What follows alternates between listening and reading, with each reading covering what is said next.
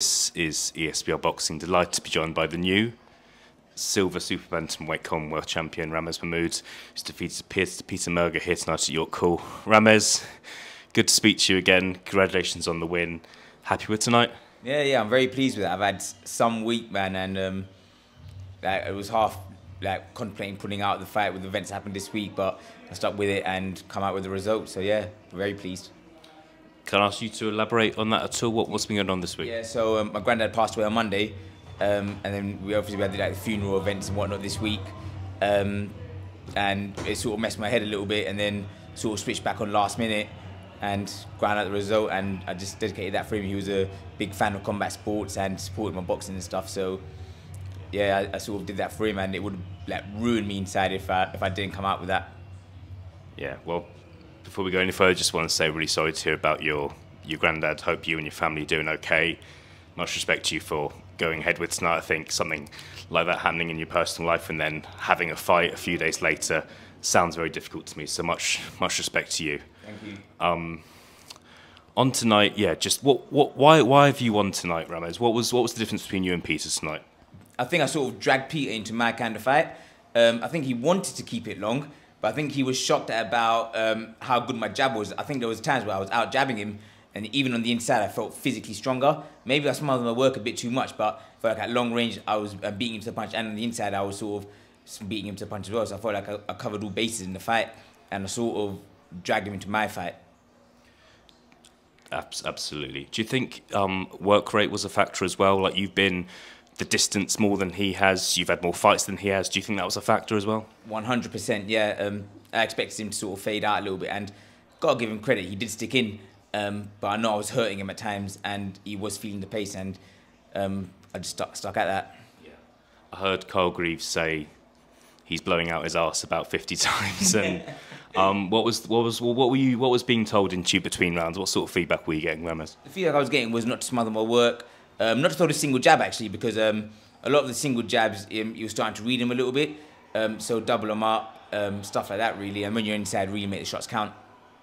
Brilliant. Just want to ask about the weight as well, Ramez. We had an interview about a few days ago, and you've kind of gone up and down the weights in your career. You're at super bantamweight tonight. Got a title to show for it. Do you think you're gonna stick at this weight for a bit now? What do you think is going to happen? What do you want to do? I don't know. I've always just sort of bounced about where the opportunities are. So I don't know. I've not really thought too much about what's next. Just gonna sit on it a little bit. Yeah. Okay. I won't push you anymore, but we'll see. Looking forward to the next step. Did just want to ask about scorecards as well. Yeah. Hope you don't mind me saying you looked a bit agitated to me when they were being read out. I can tell you've got something to say, so I'll let you say it.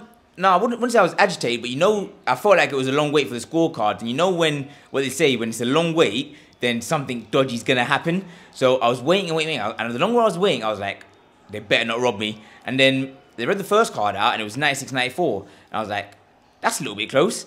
And then when they went 97-93, I'm like, that's got to be me. Like, you can't give it to him by 4 rounds. So the 96-94 had me a little bit worried.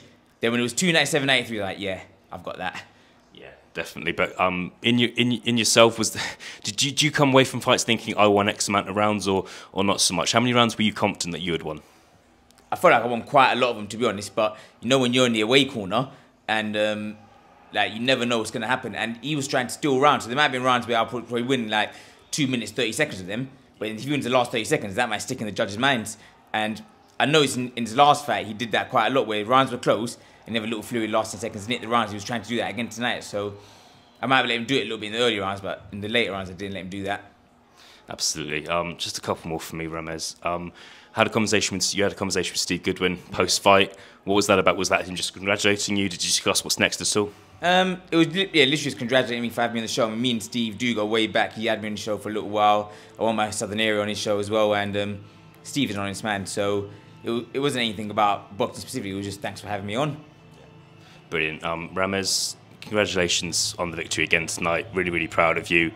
When can we next expect to see you in the ring? Whether it's at a different weight, whether it's for a different title, when can we next expect to see you in the ring? I don't know, just watch your space. All right. Ramez Mahmood, congratulations. We'll speak to you again soon. Thank you very much, mate. Thanks.